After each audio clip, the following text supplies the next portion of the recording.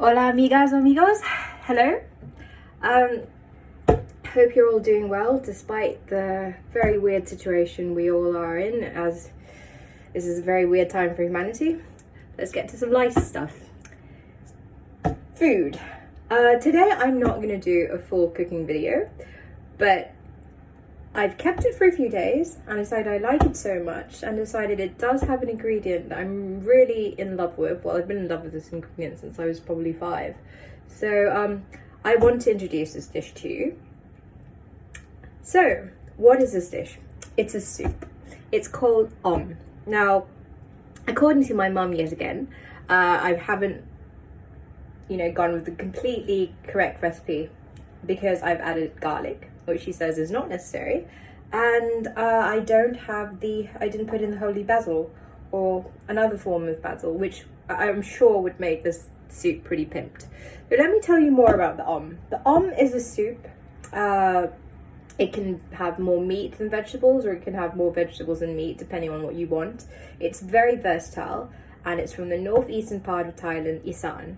But I think we can get similar versions in good old Cambodia, I think in Laos as well, because there is one key ingredient that we all love and share, we all have in common in these 3 countries.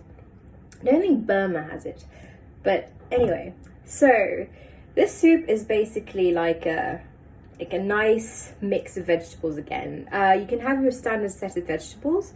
Popular vegetables that go in the include pumpkin to make it nice and chunky. I think any kind of greens. So if you're not in Southeast Asia or Asia, I would recommend you go with kale. But if you have access to China somehow, bok choy, chai sim, even kailan can be put in this, just to add the greens into this.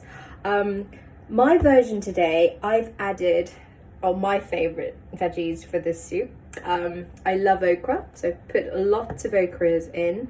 I had the opportunity to get a very interesting plant, the vegetable fern, which is actually a fern and not a vegetable. But it's edible and it's really fun. Next time I can find it, I'll take a picture. And I put in chai sim, put 3 types of mushrooms: oyster, chimechi, and enoki. They're all really good with this, and it's nice to taste, eat the different textures of the different mushrooms in it, and it absorbs the soup really well as well. For meat, I used pork belly, same pack that I used with other stuff. Waste not, what not, as my boyfriend's dad likes to say. So, before I go to the star ingredient, which I talked to you passionately about, I want to talk to you about the key ingredients I had first. So, I had this. These are the starters. These are the main herbs. One missing is the spring onions, which was much spicier than expected because I used that in substitute for the shallots. So now you can easily just toss in the pot, but the trick to making the soup really delicious, it's very easy, is just toss in the pan. So you toast in the pan until it burns a bit, and you can smell like the spices just going all over the place. And it's just this heat and this lovely smell of herbs, this infusion, and the lemongrass is a very welcome smell in my opinion. So you do that until they're all burnt, and then you add the meat in to get the meat flavor out, just as a base to keep everything started. And then from the stir fry, small stir fry, it turns into soup. Now to the star ingredient. So the star ingredient of this is the one and only and the very special Plara. Ta-da! So I've used this brand from Golden Mile this time. This is the first time trying it. It's absolutely delicious. I love it. It's not too salty. So it's basically fermented fish, and it's a beloved ingredient in countries in the Mekhong Delta region. So you can find it in Laos. I'm not sure if you can find it in Vietnam. You can definitely find Cambodia. And in Cambodian, Cambodian, the name of it is Prahok. And one of my favorite dishes that I had in Cambodia was Prahok, the fermented fish, just like mixed with minced pork fat and grilled in banana leaf, and I had it with sticky rice, and it was just superb, and like fresh chilies. So yeah, this is an umami feast. I think it's definitely one of the pungiest, like the most pungent ingredient you can find. My room smelled like fermented fish for a day after this, so I only recommend you cook with it if you can deal with the smell otherwise you just get pissed off and just don't want to touch it again, don't want to watch any of my videos again. But yeah, it's definitely up there. It's beyond, if you think anchovies are stinky, this is way stinkier. The one difference between this and other kind of fermented fish is, they use rice to help ferment this, so it has that smell of fermented rice as well, which is what makes it so lovely. It's great with somtam, it's great with soups, it's great with stir-fried noodles. If you want to have like a exotic version of stir-fried noodle, try this. Not too much. Too much can be overwhelming. Yeah, so I mean, I've read somewhere that this is related somehow to sushi, because sushi actually started as a way. I think the earlier forms of sushi was the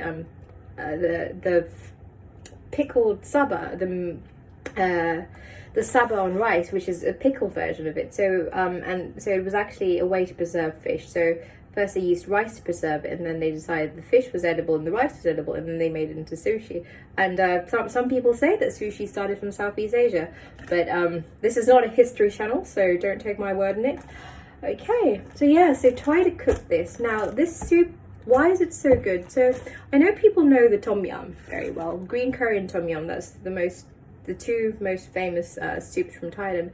But this one is really good. It's comforting. If you make it mild enough, you can just have it on its own.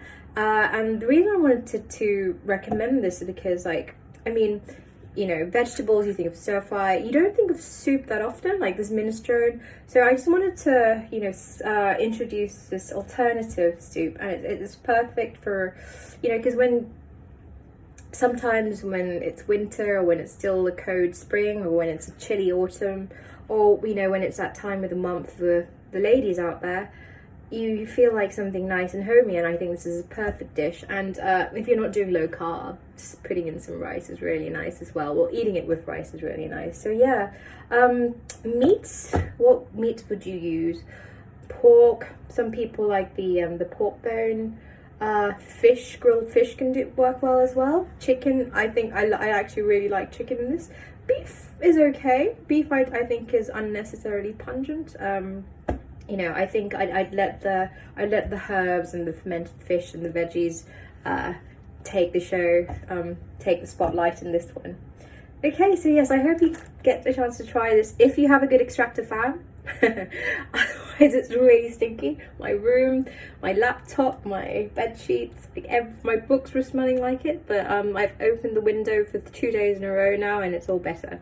So yes, try it, the with the Plara, Prahok, or fermented fish. Have a lovely evening.